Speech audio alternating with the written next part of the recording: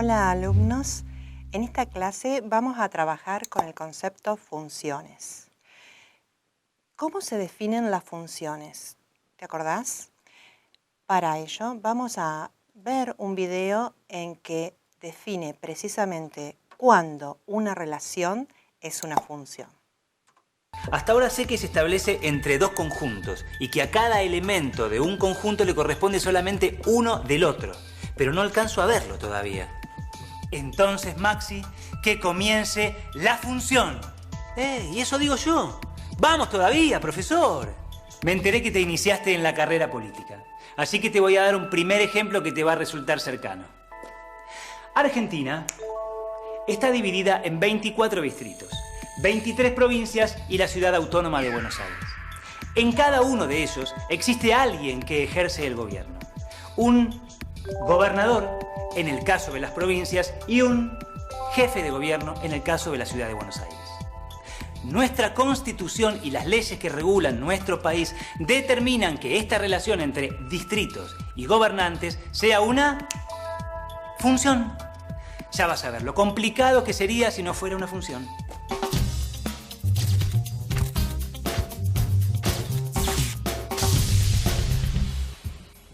En este caso, la función se establece entre el conjunto de distritos del país y el conjunto de ciudadanos argentinos. Cuando hablamos de la forma en que está organizado nuestro país, vemos que nuestras leyes hacen que a cada uno de los distritos de la división política de la Argentina se le asigna un solo gobernante en cada periodo de tiempo. El gobernante asignado es un ciudadano argentino. En situaciones normales es una función porque a cada distrito le corresponde un gobernante. Ese gobernante es elegido por medio de votaciones secretas y obligatorias. Fíjate que para que el sistema funcione es necesario que la relación entre distritos y gobernantes sea una función. Para eso hay dos condiciones que tienen que cumplirse. Primero, que todos los distritos tengan gobernante para que no haya un vacío en las decisiones.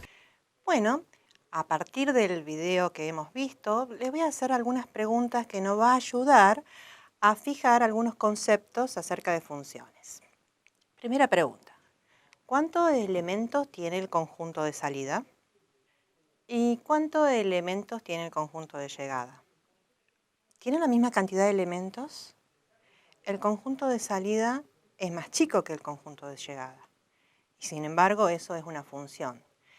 Esa función es sobreyectiva, es decir, se tienen que preguntar, ¿todos los elementos del conjunto de salida están relacionados con un elemento del conjunto de llegada? No. Entonces, no sería sobreyectiva. Y otra pregunta para seguir pensando en esto de cuándo una relación es función. Si invertimos el orden de estos dos conjuntos, si el conjunto de llegada, que es el conjunto de los habitantes, pasa a ser el conjunto de partida y el conjunto de las provincias el conjunto de llegada, con la misma relación, ¿es función? ¿Qué concepto falla de la definición de función si lo invertimos? Todas estas preguntas lo tenemos que hacer en cada relación. Las funciones más fáciles que nosotros hemos estudiado son las funciones entre números reales. Pero si no estamos relacionando números reales, si simplemente nos restringimos a relacionar números enteros, todas estas preguntas nos sirven para reflexionar si a cada uno de los elementos del conjunto de partida se relaciona con uno y solo un elemento del conjunto de llegada, si es función y si decidimos que es una función, si la podemos clasificar en inyectiva, en sobreyectiva, en biyectiva. Bien, alumnos, los dejo con una actividad para afianzar todos los conceptos vistos. Nos vemos después de la pausa.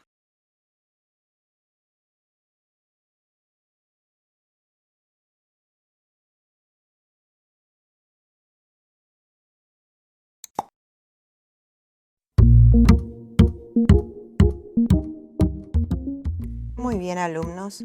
Durante el intervalo han estado trabajando en una actividad donde ustedes tenían que armar un cuadro sinóptico. para poder orientarlos y para que puedan evaluar si lo han construido correctamente, en el mismo no debería haber faltado el concepto de función suryectiva o sobreyectiva.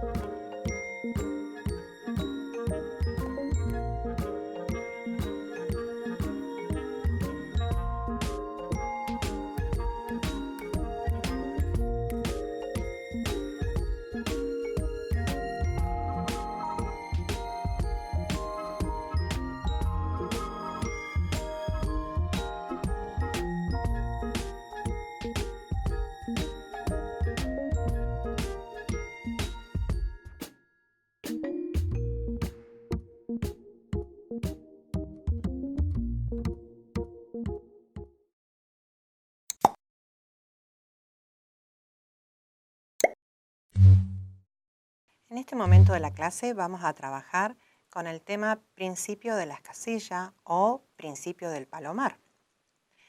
Para eso vamos a ver esta imagen donde ven una multitud de personas. Entre esa multitud hay gente pelada, gente con un poquito de pelo, o gente con mucho pelo, gente con pelo largo, gente con pelo corto. Y a mí se me ocurre preguntarles lo siguiente. ¿Ustedes podrían asegurar, afirmar que hay dos personas con la misma cantidad de cabellos? Yo creo que para que ustedes puedan responder esto, lo primero que hay que preguntarse es, ¿cuál es la cantidad de cabello promedio que tiene un ser humano? Primero de todo, vamos a aclarar que esa cantidad es un número finito. Entonces, no es cuestión de que nos pongamos a contar la cantidad de cabellos, pero trabajando hipotéticamente, tendría que ver qué cantidad mínima de gente tiene que haber en esa multitud para poder asegurar esa afirmación, poder aseverar esa afirmación. Bueno, buscando en internet he encontrado lo siguiente. Nos dicen que la cantidad de cabello promedio es de 150.000. Supongamos que sea exactamente 150.000. Entonces, para poder asegurar que es cierta esta afirmación, o sea que hay dos personas con la misma cantidad de cabello, la multitud debe contener 150.000 y una persona más que 150.000. Entonces ahí puedo afirmar que hay dos con la misma cantidad de cabello. Bueno, ¿qué estoy aplicando? Estoy aplicando el principio de las casillas. ¿Qué dice el principio de las casillas? Si tengo un número entero mayor que otro, entonces no voy a poder establecer una función inyectiva entre un conjunto y el otro.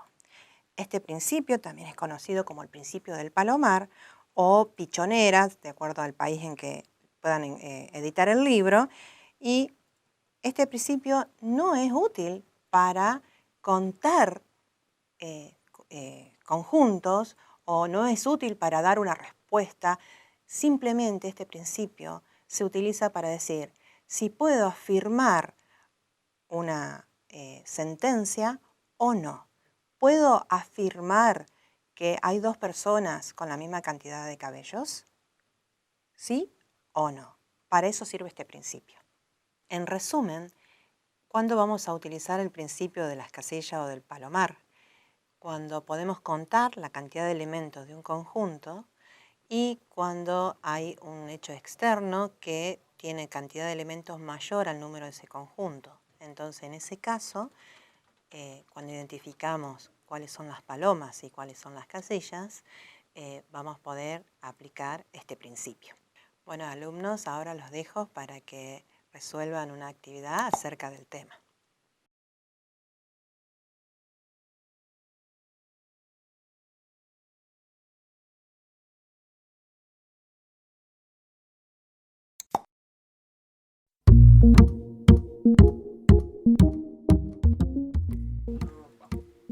Bueno, alumnos, acá les voy a mostrar algunas claves de la respuesta de la actividad que acaban de hacer, mostrándole algunas claves de cuáles fueron las palomas y cuáles fueron las casillas.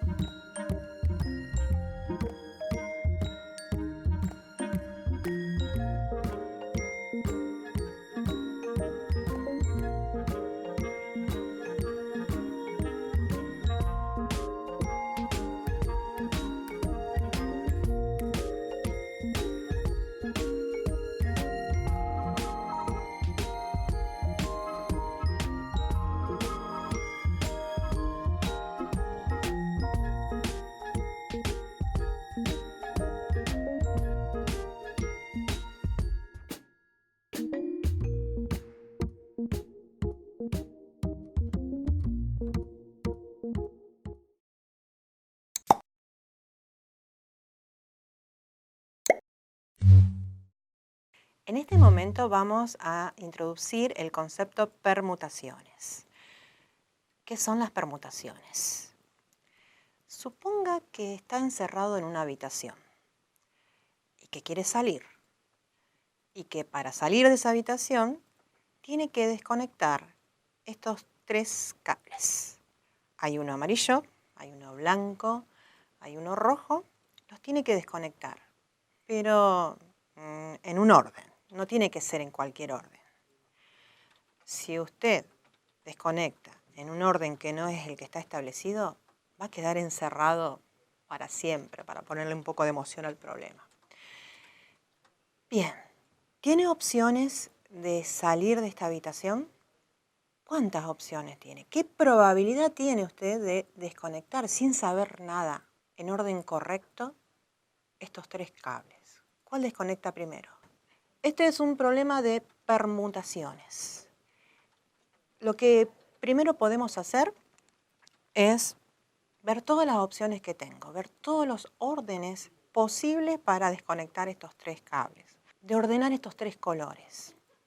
Bueno, puedo, para hacerlo, fijar, primero el blanco, después el amarillo y después el rojo, o primero el blanco y cambio el orden, después el rojo y después el amarillo. Y después hago lo mismo poniendo como primero el amarillo y después hago lo mismo poniendo primero el rojo. Y así muy simplemente me doy cuenta que hay 6 posibilidades. Es decir, tengo la chance de salir de esa habitación 1 en 6. Este caso es un caso donde yo tengo que ordenar todos los elementos de un conjunto, donde todos los elementos son distintos, y quiero contar cuántas formas distintas tengo de ordenar todos los elementos de un conjunto. Todas las formas distintas, todos los conjuntos distintos que puedo armar con estos elementos, y llamo conjuntos distintos cuando tienen distinto orden, se cuenta con las permutaciones de ese número de elementos que tiene el conjunto. Para calcular las permutaciones de un conjunto de n elementos, se sabe que cuento con n factorial posibilidades. Veamos el siguiente ejemplo. ¿Cuántas funciones biyectivas puedo generar de un conjunto X en sí mismo? O sea, de una función que va de X en X. Para resolver este problema, voy a graficar con el gráfico tradicional de los diagramas de Venn, y lo que en realidad estoy haciendo para resolver este problema acerca de funciones es ver todos los ordenamientos posibles de los elementos del conjunto X. Es decir, este problema que aparentemente es de funciones, si lo planteo bien, y para plantearlo bien necesito esbozar un gráfico, lo reduzco a un problema de permutaciones. ¿Cuántos órdenes posibles puedo tener para estos n elementos? La respuesta es n factorial. Entonces yo puedo decir que una función que va de un conjunto en sí mismo tiene n factorial funciones biyectivas. Ahora, alumnos, los dejo con una actividad para que pongan en funcionamiento todo lo aprendido.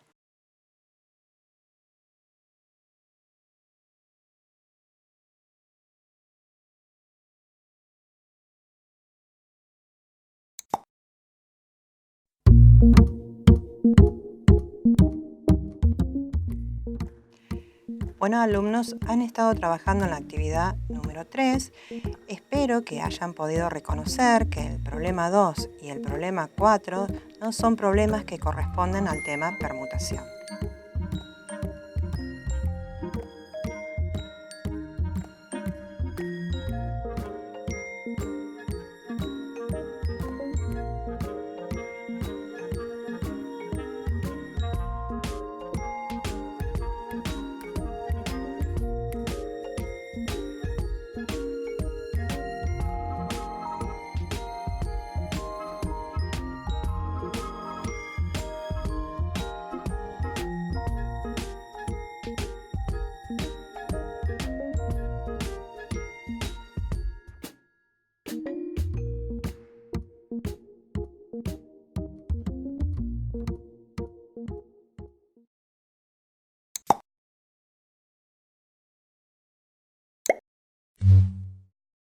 Ahora vamos a trabajar con el tema combinaciones. Bueno, observemos la pantalla. Vemos unas líneas aparentemente conocidas del subte, pero vamos a suponer que vivo en una ciudad, NN, y que tengo 6 líneas de subte disponibles, pero que yo estoy en mi trabajo y que para volver a mi casa necesito combinar 2 líneas de subte. Llamé a la radio que sorteaba boletos gratis en subte y sé que me gané 2 pasajes en 2 líneas distintas. Bueno, la pregunta es, ¿qué probabilidad tengo de volver gratis de mi trabajo a mi casa? Porque no me dijeron qué líneas eran. Vamos a suponer que las 6 líneas se llaman A, B, C, D, E, F. Entonces, a ver qué probabilidad tengo yo de volver gratis a mi casa. Yo voy a contar todas las opciones posibles y voy a empezar a contar así. Me pueden haber regalado 2 boletos gratis en la línea A y en la línea B, o en la línea A o en la línea C, o en la línea A, etcétera, etcétera. Ahora, si empiezo a contar empezando por la línea B, ¿cuento otra vez? ¿Me regalaron de la línea B, de la línea A? ¿O ya la consideré cuando dije de la línea A, de la línea B? Ya la consideré. Es decir, cuando me dan 2 boletos gratis, no me importa si me dan primero el A y después el B. Yo sé que tengo gratis la línea A y la línea B en el orden que yo disponga a utilizarlos. Este es un claro ejemplo de un problema de combinaciones. Es decir, yo tengo 6 posibilidades, desde la letra A hasta la letra F. De ellas voy a sacar un subconjunto de 2 elementos. Pero la pregunta clave acá, para que ustedes se hagan, es, ¿me importa el orden? ¿Importa el orden que yo tengo que contar? ¿Importa si digo A o B y A? No importa el orden. Yo lo voy a utilizar en el orden que yo quiera, pero cuando me den los tickets gratis, me van a dar un ticket de la línea A y un ticket de la línea B. Entonces, como resumen y como para que uno fije estos conceptos también por oposición al tema, por ejemplo, permutaciones. En este caso, cuando uno está hablando de combinaciones, está hablando de contar la cantidad de subconjunto de un conjunto de elementos y en ese contar no tengo en cuenta el orden de los elementos. Para resolver este problema, la probabilidad de que yo vuelva gratis a mi casa es 1 entre el número de combinaciones tomada de a 2 de 6 elementos. Cuando yo estoy analizando un problema de conteo, cuánta posibilidad hay, qué probabilidad tengo, cuando estoy trabajando en este tipo de problemas de conteo, lo primero que me tengo que preguntar, si estoy trabajando con todos los elementos del conjunto o con una parte de él, como en el caso de los tickets gratis del subte, si me importa el orden o si no me importa el orden. Es decir, si un conjunto AB es lo mismo que el conjunto BA o son 2 conjuntos distintos.